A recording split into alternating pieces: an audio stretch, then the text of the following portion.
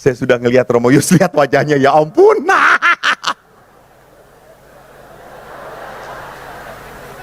Kayak yang mau ngebayarin saya aja.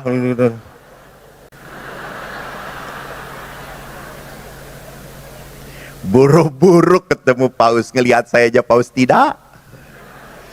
Monsinyur Anton pernah menghina saya gitu. Pastor Eko tuh yang dirigen. Nggak salam dengan Bapak Paus. Vikjen dari Bandung itu cuma diem cengenges. Salam dengan Bapak Paus. Itulah beda kualitas rohani kehidupan. Asem nggak kata saya itu. Romo Yus, Iya dan sebagainya. Sekarang Mo, ini yang sudah ditunggu-tunggu Sebentar. untuk olahraga Mo. saya cerita dulu. Oke siap. Ibu saya itu belakangan sebelum meninggal ya, Yus, tolong cariin aku obat tidur, Elsigan. Wih, kenapa Mo? Kok tiba-tiba ibu saya kok susah tidur, harus minum Elsigan. Lalu saya minta perawatnya atau yang menemani ngurus ibu saya, tolong selidiki kenapa ibu saya susah tidur. Selidik punya selidik, sampai tengah malam dia nonton YouTube. Wow. Dan YouTube yang ditonton apa? adalah tokoh yang satu ini. Yaitu Maka saya ingin minta pertanggungjawaban kepada Romo Eko Wahyu padahal yang sudah membuat ibu saya tidak sehat, kurang tidur, kanker usus, biaya operasi 250 juta. waduh. Kok banyak. Padahal Mo kalau YouTube mah Romo Yus juga keren. Ya. Ini pakai tepuk tangan kayak gini Mo. Kita sambut Romo Yeay. Eko Wahyu, OSC, ya. singkatan dari Ordo Suka Suka. cewek daripada suka cowok. Iya. Mau salim Mo. Oh iya bener.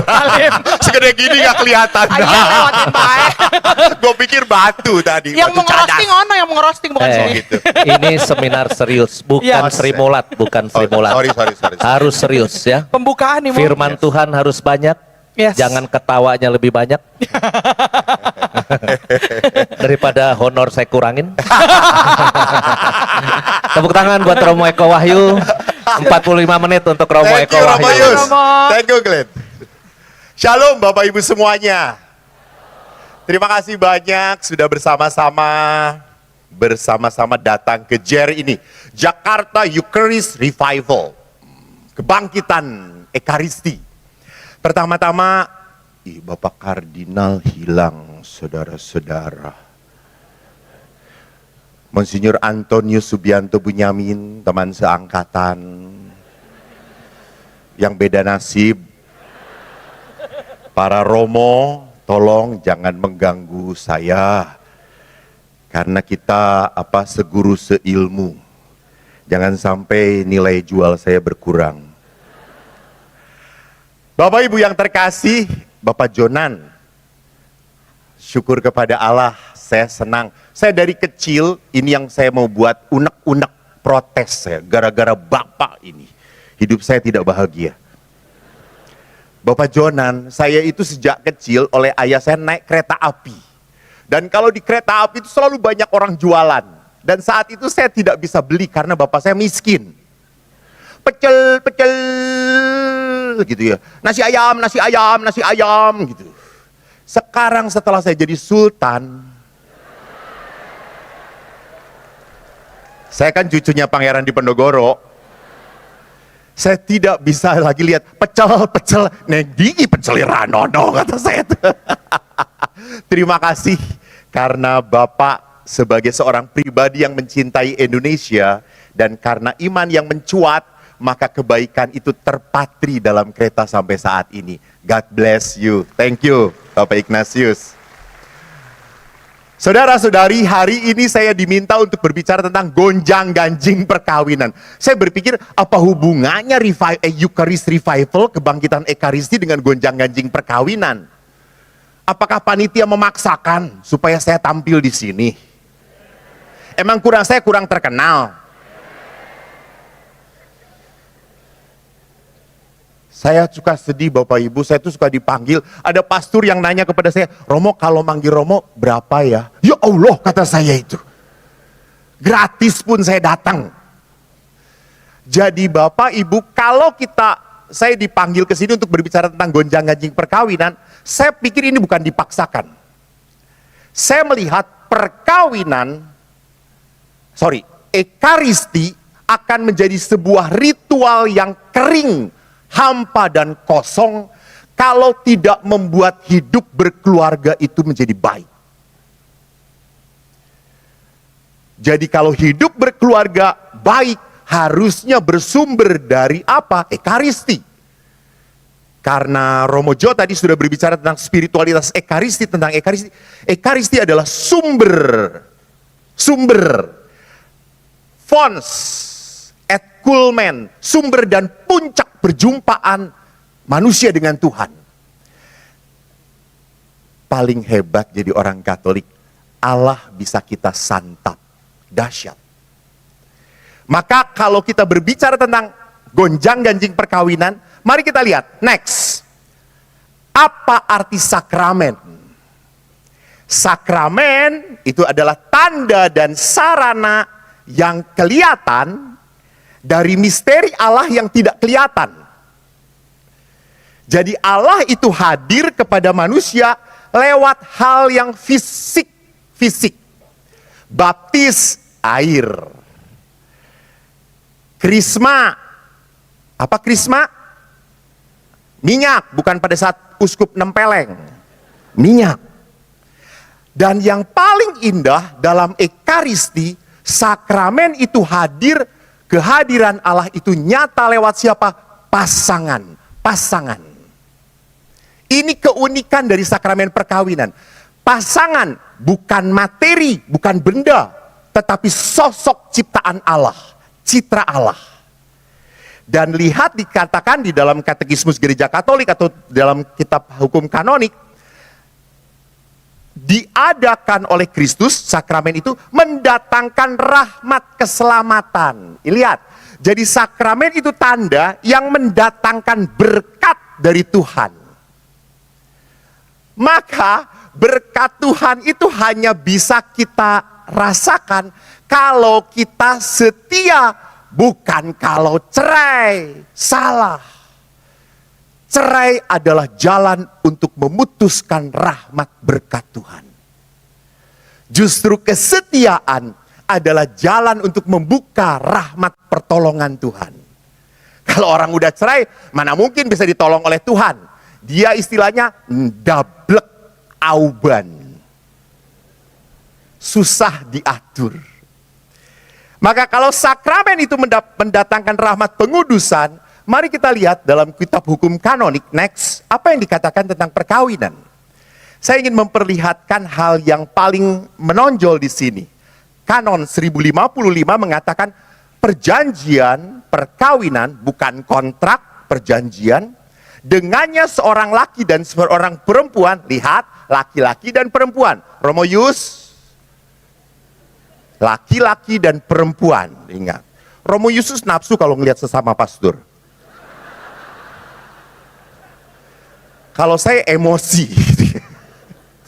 Lelaki dan perempuan apa? Membentuk antara mereka persekutuan seluruh hidup. Nah, ini suka lupa.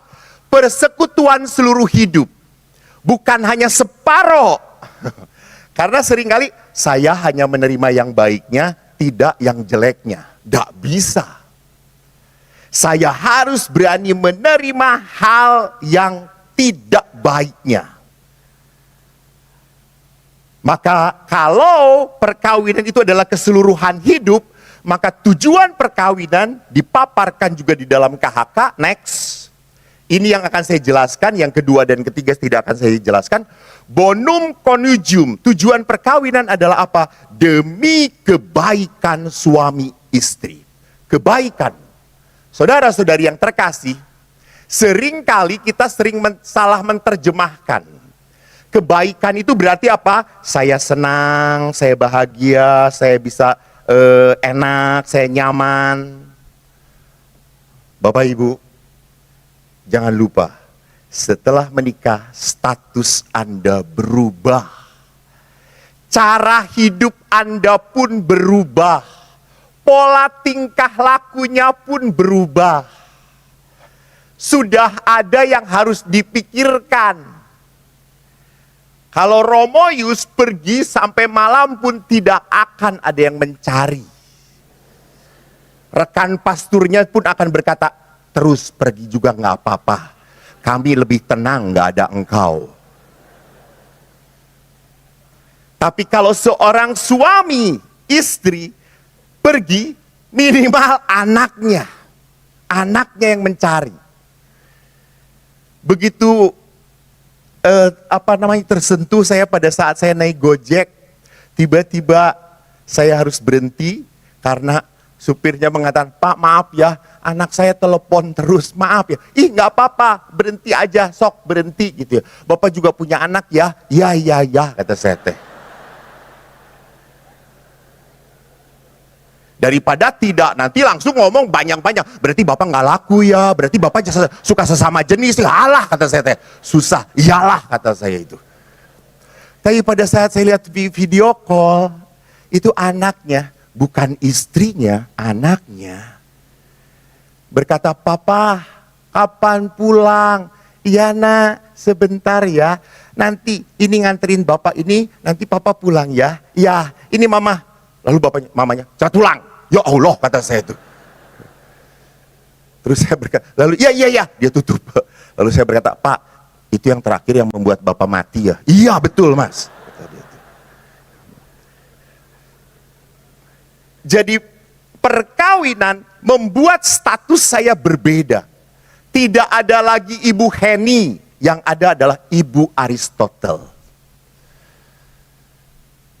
Tidak ada Bapak Aristotle, yang ada adalah suaminya Ibu Heni ya. Itu lihat.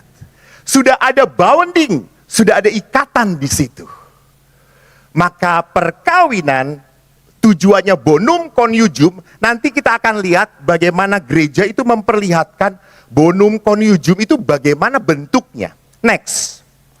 Ini tujuan perkawinan kedua dan ketiga yang saya tidak akan bahas karena Bapak Ibu di tempat ini asli saya stres. Karena yang mengatur waktu itu yang di sebelah sana. Saya biasa kalau seminar yang mengatur waktu Tuhan Allah penuh kemurahan hati. Ini ya Allah, Romo Yus itu panjang sabar, penuh belas kasih, rajin menabung. Tapi galak kalau dengan waktu. Maka saya tidak akan membahas yang kedua ketiga. Next. Lihat. Bonum conjugum demi kebaikan dipatrikan di dalam janji perkawinan yang bagus. Bapak Ibu pasti lupa ya janji perkawinannya, karena seumur hidup sekali. Saya berkali-kali mendengarkan. Sampai bosen gue gitu ya. Karena kalau udah ngomong itu ada yang terharu. Saya, Eko, memilih engkau poniem gitu ya. Terharu kata saya, terharu. Baru mulai coy, kata saya itu.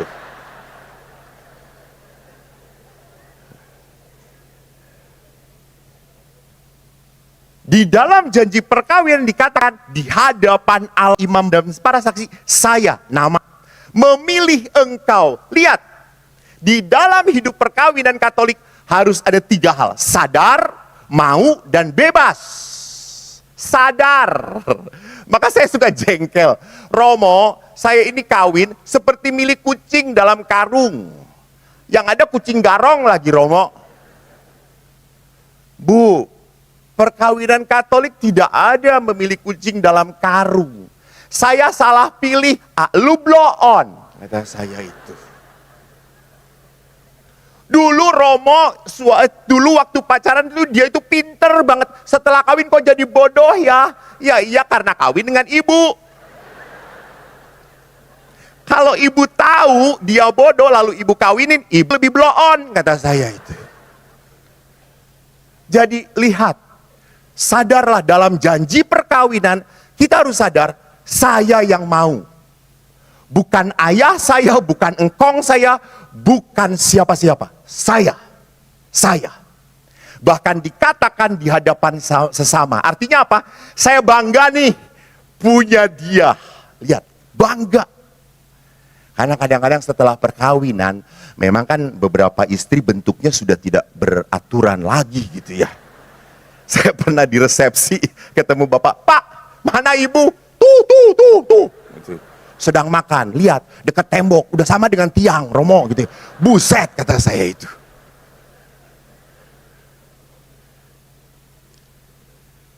Bahkan seringkali tidak bangga dengan pasangannya. Apalagi saya suka sedih gitu ya. Suami jalan ngicilik sendiri, istri di belakang, Pak, tunggu Pak. Tapi kalau di mall istri berseliweran sendiri, itu bukan salah suami. Karena memang kalau di tempat itu istri akan kerasukan roh jahat. Next. Janji perkawinan dilanjutkan dengan kalimat next. Saya berjanji setia kepadamu. Lihat, bagus. Dalam untung dan malang, bukan dalam untung dan untung sekali. Dalam sehat dan waras, tidak sakit. Saya akan mencintaimu sampai umur hidup, sampai mati. Mati loh. Saya kok melihat ini salah satu janji perkawinan bukan yang nekat, bukan. Yang tahu sadar diri. Bahwa saya berjanji di hadapan Allah, maka saya tidak akan pernah kuat kalau tidak menghadirkan Allah. Jadi ini bukan sebuah sikap kesombongan. Kenapa kok sampai mati? Ingat, gereja menuliskan aturan bukan karena inginnya gereja, tetapi apa yang dikehendaki Allah. Kan dalam perkawinan Katolik bukan hanya hukum sipil, tetapi juga ada hukum ilahi yang harus diikuti. Kehendak Allah dalam Injil Matius bab 19, apa yang dipersatukan Allah tidak boleh diceraikan manusia. Kalau sudah tidak tahan, Romo, tahanin aja. Istilah saya, hauce pu hauce, ce. Nanti juga hauce sencing ping, ha.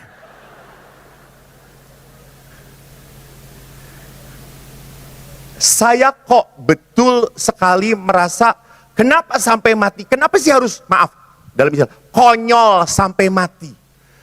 Karena cinta yang sungguh hanya terbukti lewat penderitaan. Lewat kesakitan. Maka Ibu Teresa, tadi Bapak Jonan juga mengutip Ibu Teresa, saya juga tidak mau kalah level. Ibu Teresa berkata, kalau engkau belum menderita, engkau belum mencintai. Engkau belum mencintai. Nanti kita teruskan di aspek berikutnya.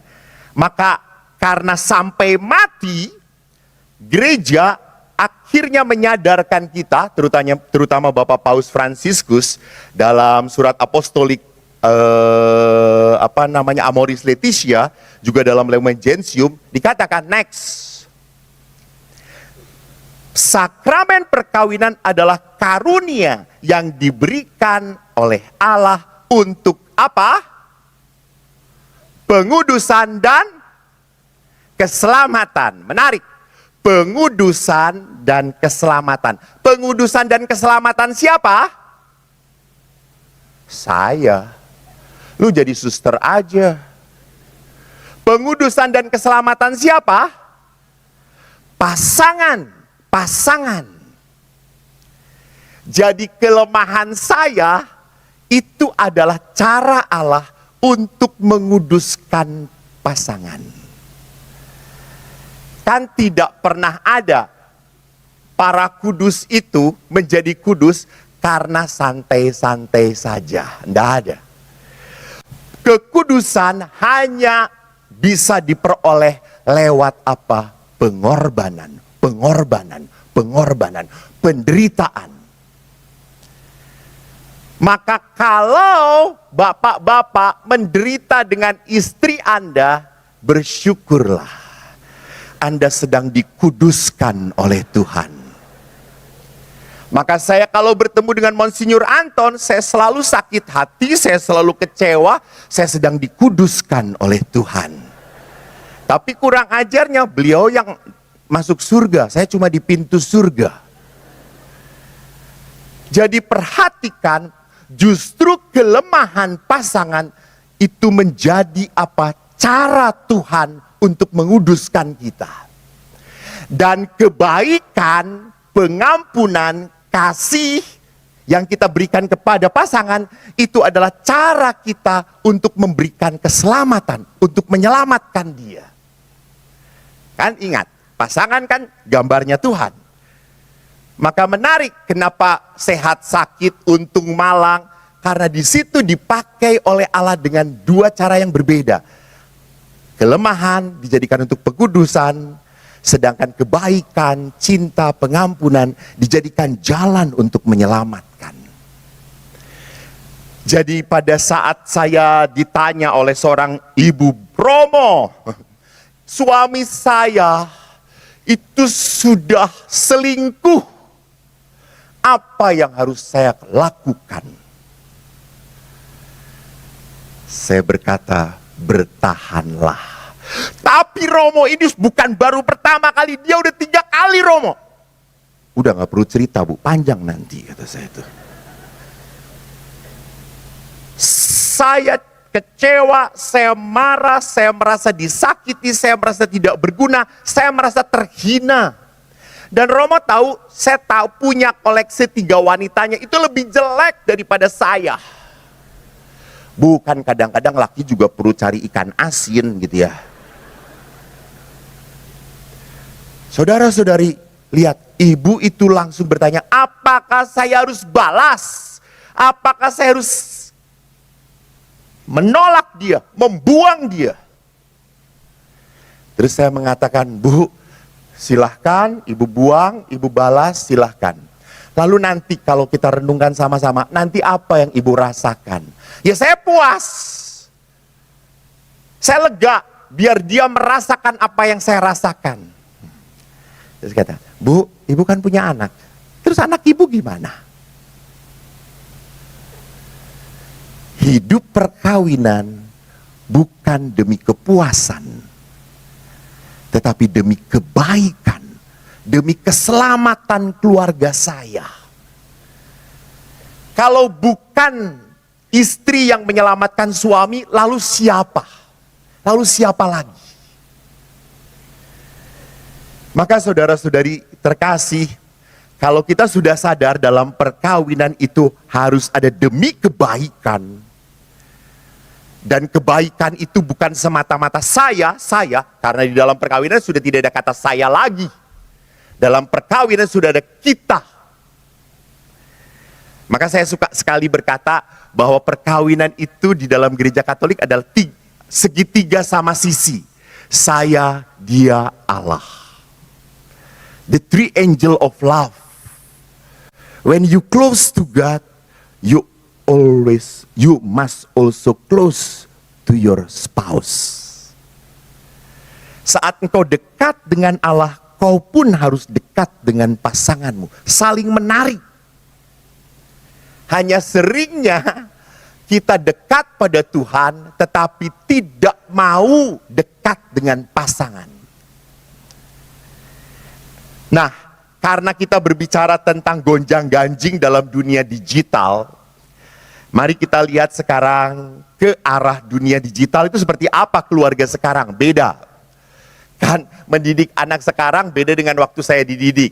Saya itu kalau ayah saya nggak perlu ngomong, saya itu cuma melotot. Kok, saya langsung diem.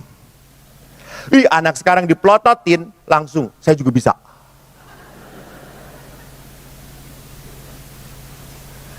Saya itu kalau diajak oleh ayah ke gereja selalu duduk paling depan.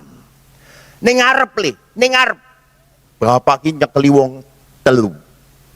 Aku sing gede, adikku sus nomor 3, nomor 4 belum keluar. Masih di surga. Lalu diajak ke depan, lungguh. Kebetulan saya itu mendapatkan rahmat istimewa dari Tuhan, yaitu nggak bisa diem. Saya sejak kecil memang autis, hanya waktu itu belum terkenal. Saya kalau di gereja, orang lain, adik saya tuh diem gitu, saya tuh, anak saya tuh, bapak saya ngomong, menang kowe. Dan kebetulan pastor yang khotbahnya itu orang Belanda, bahasa Indonesianya nggak jelas. Ini ngomong apa kata saya itu, nggak ngerti saya. Tapi saya lihat ayah saya kalau ngedengerin khotbah pastor, wih ngerti kata saya itu tuh.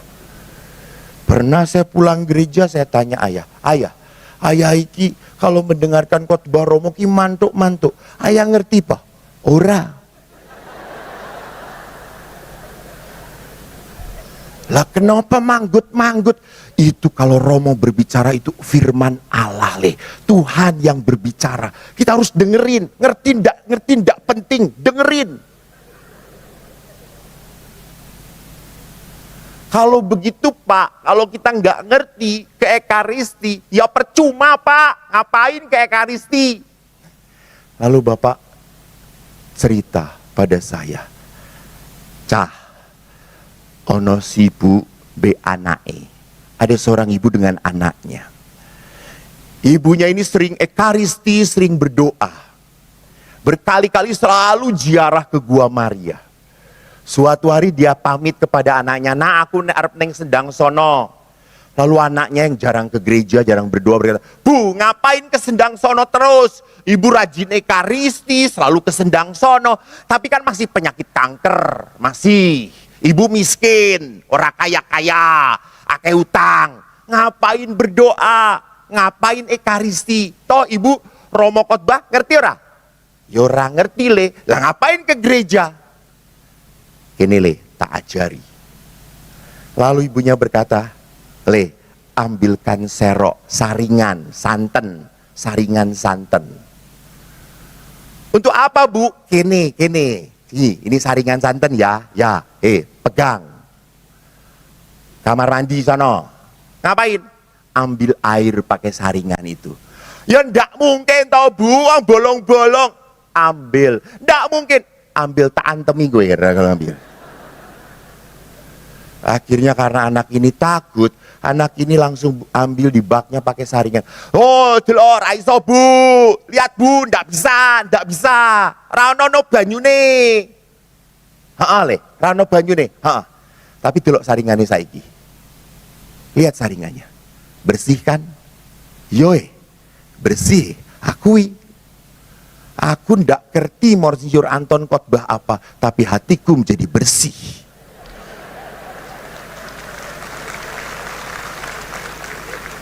Itu bukan karya Monsinyur Anton, itu karya Allah. Kebetulan orangnya saya anggap tidak ada di sini. Maka mari kita lihat bagaimana dunia digital dipandang oleh Bapak Dewan Kepausan dengan begitu kritis. Next. Ada tulisan di tahun 2019 Dewan Kepausan membuat dokumen gereja tentang gereja dan internet.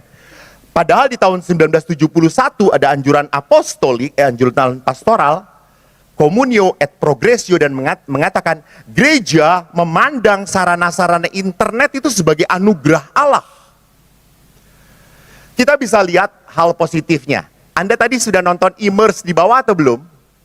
Bagus atau tidak? Keren banget menurut saya. Itu kalau misalnya misa kayak gitu enak banget gitu. Gitu ya. Virtual, kita bisa merasakan. Itu dunia digital. Bisa dipakai untuk sarana apa? Pewartaan. Tetapi gereja juga melihat secara kritis. Next. Pertama, keprihatinan Bapak Suci, para dewan pastoral, dewan kepausan, mengatakan apa? Dunia digital membangun sebuah dunia baru, gaya hidup baru. Dunia virtual. Jadi dunia digital itu membuat gaya hidup cepat, instan, praktis, tidak ada batas waktu lagi, tidak ada batas tempat lagi, menarik seperti tadi di bawah, dan tidak usah susah dan repot. Maka lihat, Di sini juga cukup banyak toh yang senang ikut misa. Apa? Nah, misa apa? Hah?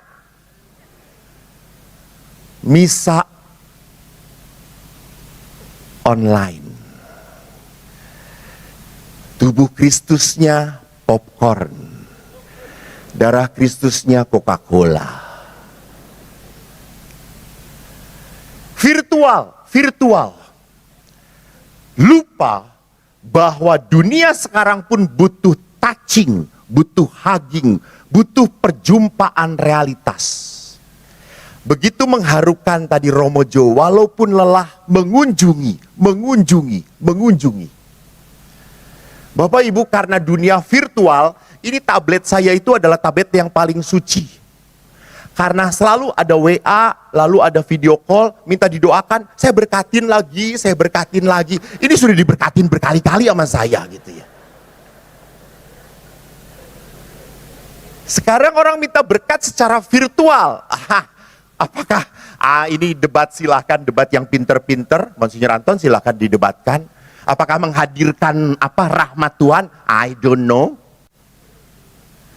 Tetapi dunia sekarang butuh perjumpaan. Kemarin di Surabaya saya mengadakan KRK dan adorasi.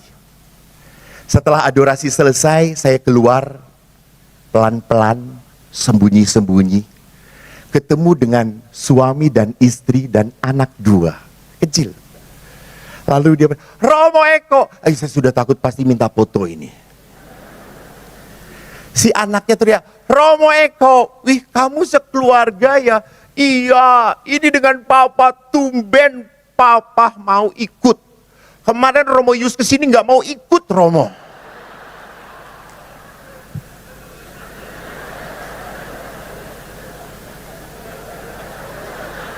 Lihat pasarannya. Karena Romo Eko papa mau ikut.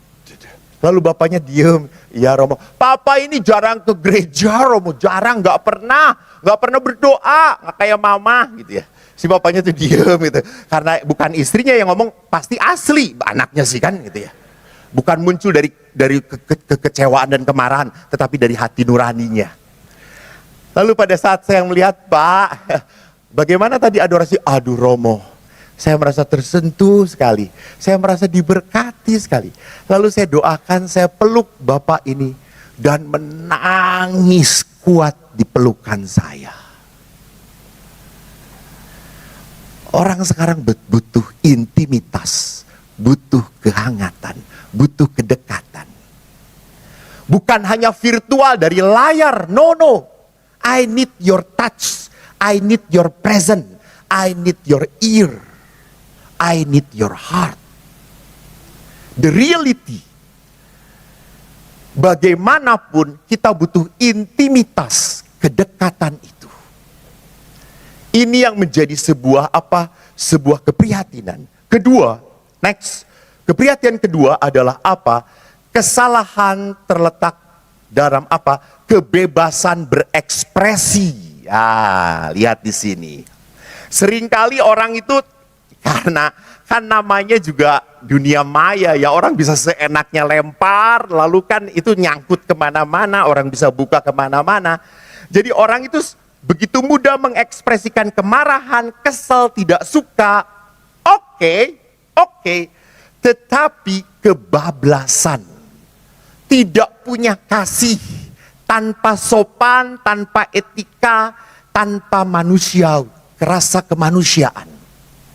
Yang penting itu tadi, saya puas, saya sudah ngomong, saya sudah komen. Maka tidak aneh toh banyak haters. Maka saya sorry to say, saya tidak terlalu banyak melihat IG, TikTok atau apa-apa. Terlalu banyak kata-kata yang kutuk daripada berkat. Kata-kata yang pahit, kata-kata yang keluar dari luka, bukan kata-kata yang keluar dari hati yang terberkati. I don't want. Saya nggak mau. Dan kita seringkali membiarkan seperti itu, terhanyut, terbawa. Iya ya, bener ya, kayak gini ya. Capek lu. Mendingan piara koi, ngeliatin koi, bahagia coy gitu ya. Daripada memelihara kalimat-kalimat yang cuma apa? Membuat kita bingung, membuat kita cemas, membuat kita ragu, membuat kita takut. What for? Saring. Ketiga, dunia digital, dunia saat ini terlalu apa? Terlalu memutlakkan kebebasan. Sehingga kebebasan itu adalah nilai segala-galanya. Hidup saya terserah saya, urusan dengan Tuhan adalah urusan saya. Saya yang bertanggung jawab, saya masuk surga atau tidak terserah saya.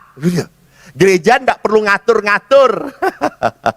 Ada loh yang mengatakan, ngapain gereja harus ikut atur? Emangnya gereja punya punya kerajaan sendiri, kerajaan surga sendiri? Kampret kata saya itu. Gereja itu memberikan jalan keselamatan, bukan ngatur-ngatur, bukan mau mempersulit hidup kita. Ingat di dalam kitab Kejadian pun Allah berkata kepada Adam, semua pohon-pohonan di sini boleh kamu makan buahnya, boleh kamu nikmati, silakan. Ini kalau Tuhannya seperti saya. Oke bro, siap bro. Tapi coy, jangan dimakan pohon buah pengetahuan ini. Karena pada saat engkau memakannya kau akan mati. Siap. Semua, itu lihat, semua boleh kamu makan. Satu ini jangan, nanti kamu mati. Tuhan itu memberi aturan karena sayang. Bukan karena mau membatasi. Bukan, gereja pun sama. Kenapa gereja memberi aturan? Karena mau membawa kepada keselamatan, karena sayang pada umatnya. Bukan mau membuat kita hidup susah, enggak. Kenapa para pastor tidak menikah? Saya bahagia tidak menikah. Bayangkan kalau pastor menikah, pas saya ekaristi, nih pas konsekrasi, tiba-tiba anak saya, Pak, bagi duit, Pak, jajan, tuh Pak. Masa saya harus ngomong, Pak, tolong uang kolektor kasihin dulu ke dia, gitu ya. Nggak bisa seperti itu. Next, maka sekarang sikap kritis apa yang ditawarkan oleh gereja? Next. Ini menarik. Bahwa keutamaan solidaritas dan demi kebaikan itu yang harus dijunjung tinggi. Bahwa seluruh alat-alat dunia digital ini harus menjadikan orang solider, punya rasa persaudaraan. Dan tidak hanya itu, membawa berkat kebaikan, bukan membesar-besarkan kutuk dan kemarahan. No. Kita tidak perlu menjadi viral karena dengan menjelek-jelekkan, menghabisi. Tidak benar. Maka kalau kita kontekskan di dalam perayaan Ekaristi, kembali ke dalam dunia modern, dunia yang punya kultur sendiri, dunia yang punya pola hidupnya sendiri, dan kita kembali kepada Ekaristi, saya tertarik, Ekaristi itu ada tiga nilai spiritualnya. Pertama, syukur. Kedua, korban. Ketiga, kebersamaan. Next, syukur. Paulus berkata, bersukacitalah senantiasa. Tetaplah berdoa dan mengucap syukur. Maka syukur itu adalah apa? Adalah keutamaan. Tidak bisa seorang anak lahir, langsung berkata, syukur mah aku lahir ya Maya, gitu ya. Enggak. Syukur itu adalah apa? Sebuah tindakan yang diajarkan, dibentuk, dilatih. Bukan bawaan lahir. Maka disebut keutamaan. Syukur adalah apa? Adalah keutamaan yang berani melihat hal yang baik daripada kekurangan. Lebih berani melihat Allah, kuasa Allah daripada masalah. Lihat dalam doa syukur agung. Tadi Romo Jo mengatakan itu adalah puncaknya Ekaristi. Sebelum prefasi, imam berkata begini, tolong jawab. Tuhan bersamamu.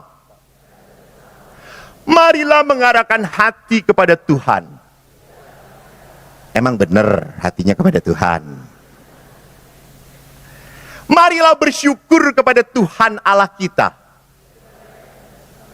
Lihat. Dalam bahasa Inggris, it's right and just. Artinya apa?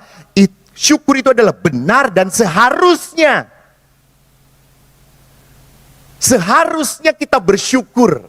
Maka pastor meneruskan, sungguh layak dan pantas kami memuji Dikau. Jadi syukur itu bukan apa? Bukan ajakan, keharusan dalam kehidupan manusia. Maka bagaimana saya berani melihat hidup perkawinan ini adalah berkat Tuhan. Dan ingat, berkat Tuhan itu dikemas juga dalam hal-hal yang negatif. Di dalam kelemahan, dalam kerapuhan manusia. Dalam kelemahan istri saya, di dalam cerewetnya. Gitu. Bapak, Anda diberkati punya istri yang cerewet. Karena ada saatnya dia diam untuk selama-lamanya. Ibu diberkati dengan suami yang bodoh, blow on, gak mau apa-apa, diam aja terus. Berarti dia nurut, saudara-saudara. Jadi perhatikan, berkat Allah itu tidak hanya dikemas lewat hal-hal yang baik dalam hidup manusia. No. Tetapi juga dalam kelemahan manusia, di dalam kerapuhan manusia. Kita mensyukuri. Kita belajar menerima berkat. Bukan menjadi orang yang rakus, tidak pernah puas akan apa yang kita dapatkan. Kedua, saya sudah ngelihat Romo Yus, lihat wajahnya, ya ampun.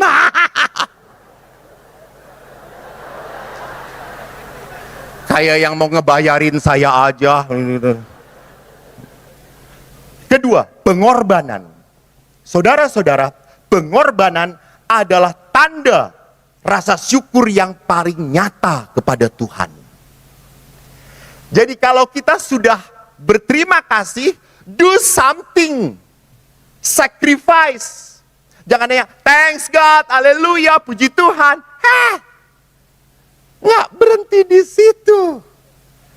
Kau harus berani berkorban.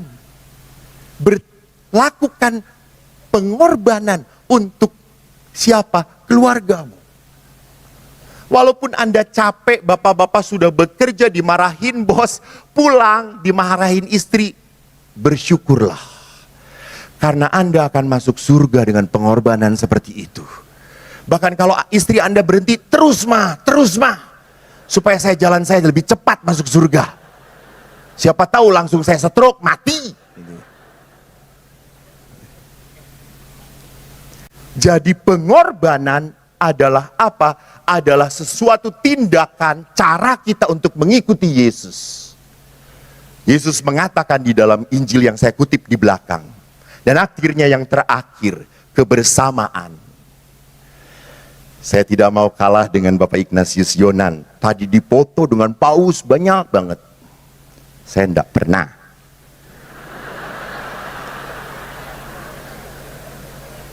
Buru-buru ketemu paus, ngelihat saya aja paus tidak. Monsinyur Anton pernah pernah menghina saya gitu. Pastor Eko tuh yang dirigen, nggak salam dengan Bapak Paus. Fikjen dari Bandung itu cuma diem cengenges, salam dengan Bapak Paus. Itulah beda kualitas rohani kehidupan, asem nggak kata saya itu. Itu lihat luka yang ditanamkan. Tapi tahu itulah cara Tuhan membuat saya kudus, saudara-saudara. Thank you. Mau ngomong apa ini saya?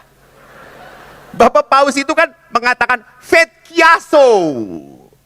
Di apa namanya? Di GBK juga teriak Vet Chiasso. Buatlah gemuruh.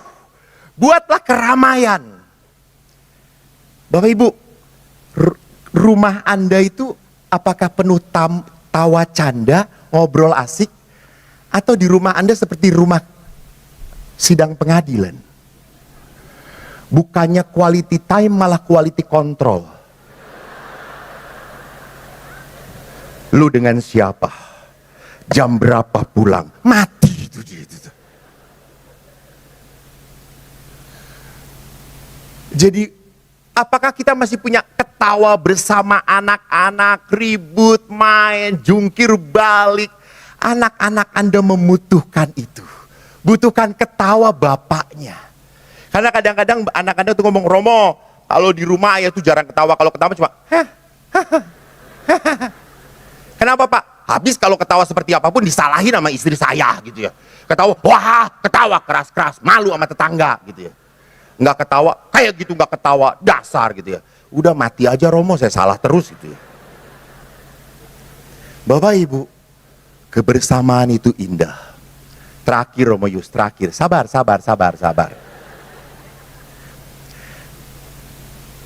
Saya sejak kecil tidak terlalu dekat dengan ayah. Anda tidak tahu tonton YouTube saya. Saya banyak luka dengan ayah. Saya tidak punya hubungan intim dengan ayah. Tidak ada masa kecilku foto di mana ayah memegang saya, enggak. Adik saya digendong, adik nomor 2 seperti diberi air minum, adik nomor 3 dituntun. Saya dengan tukang becak sedang berpegangan seperti ini. Sampai saya tanya sama ibu saya, Bu, ayah saya yang asli yang mana?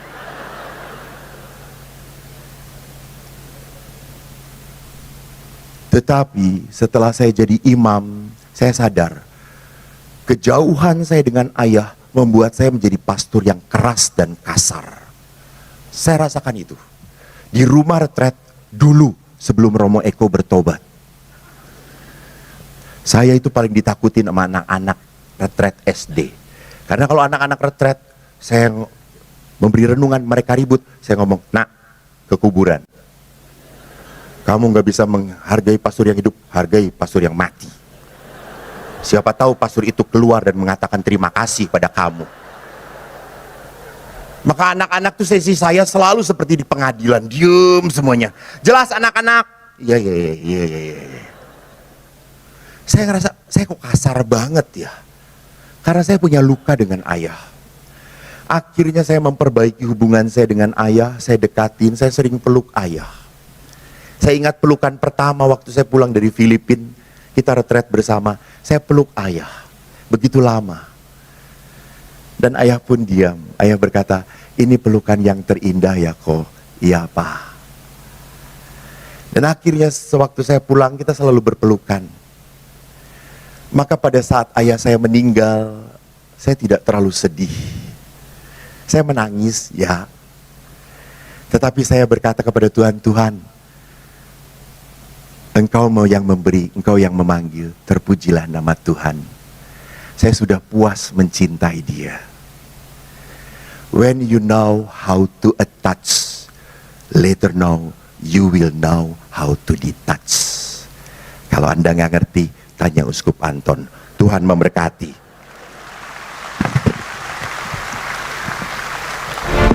Terima kasih Romo Sultan Eko Wahyu OSC. Bapak Uskup Anton kayaknya dia minta diaudit, keuangan dia. Udah dapat Auditor saya OSC. Wih, luar biasa. Kalau Yus Sultan saya nggak percaya, tapi Romo Eko Auban saya percaya penuh. Ini itu, aubannya bikin Uban. tambah ganteng loh. Ya itu Uban itu. Ya. Romo Eko tadi nekat sebetulnya dalam presentasinya banyak mengutip kitab hukum kanonik ya. Padahal di sini ada Bapak Uskup Rubiatmoko yang dosen kitab hukum kanonik yang dulu dia sering hair. Betul. Ya. Terus kenapa sok pinter di sini? Kutip-kutip ayat, Saya nggak kutip-kutip. lihat beliau hadir tiba-tiba. Monsinyur maaf. Makanya Kalau tadi saya salah bukan salah saya, salah yang mengajar saya. Siapa? makanya dari tadi Bapak Uskup Rubi itu mengkerut jidatnya. Ini ngomong apa? Kayaknya bukan yang gitu ya. ini. Maka yang paling tepat memberikan tanda kasih adalah Monsinyur Rubiatmoko. Monggo Monsinyur. Langsung. Monsinyur monggo diundang. Ini naik pasti ke ada atas. pesan-pesan nih.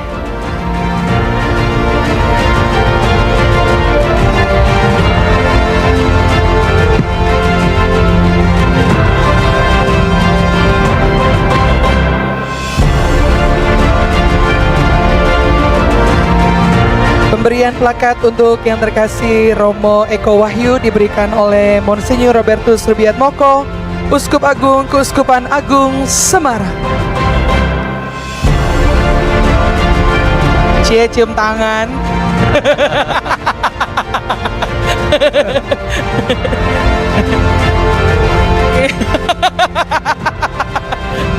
Parah banget ya.